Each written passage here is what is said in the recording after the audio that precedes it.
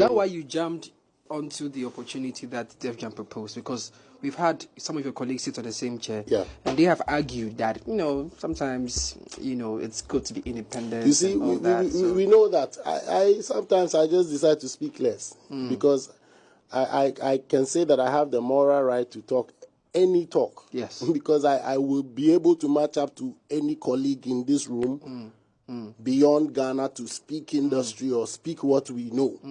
You know what I mean about that. Let us not clad ourselves. You see, I understand how we are as Ghanaians. We'll use our yardstick to be like, and somebody will be like, oh, because he's signed to Def Jam, and because he's this one, because he's that. Well, we're not the same people when after the news came out, a few school of thought to be like, nothing they go on. No, I've seen it. I've seen it too. Yeah, I saw that too. Now there's something they go on. You see what I'm saying? So why I'm saying that is that work has to go on. Some people will say that 10% of 1 million is better than 100% of 100,000. Yeah. Right. You know what I mean? Yeah. I don't know. I'm just trying to give that example that we know. So it's not, there's so much work to be done at every level.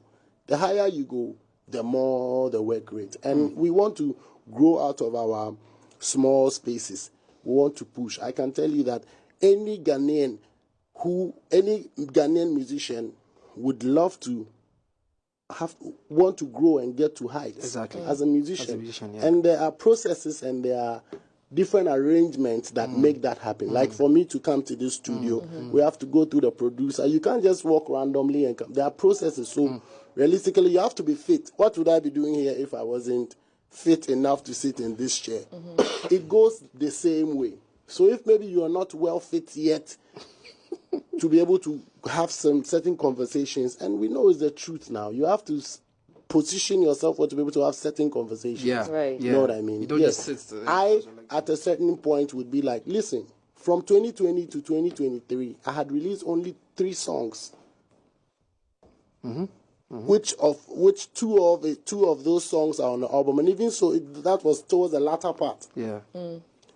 Look at if I risk, because I understood my brand power. No bragging.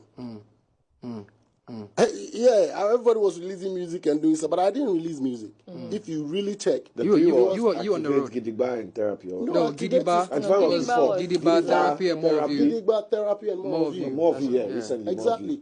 After the album had been released, so people said, my mind said no go there. Yeah. But behind the scenes, we knew what we were doing. We were trying to make, and then I came with therapy in a long while, and everybody was like, "Woo, are you changing your style?" There's always some level of planning. There's always some level of conscious efforts. I'm not one of those artists, respectfully, that does anything anyhow. No way.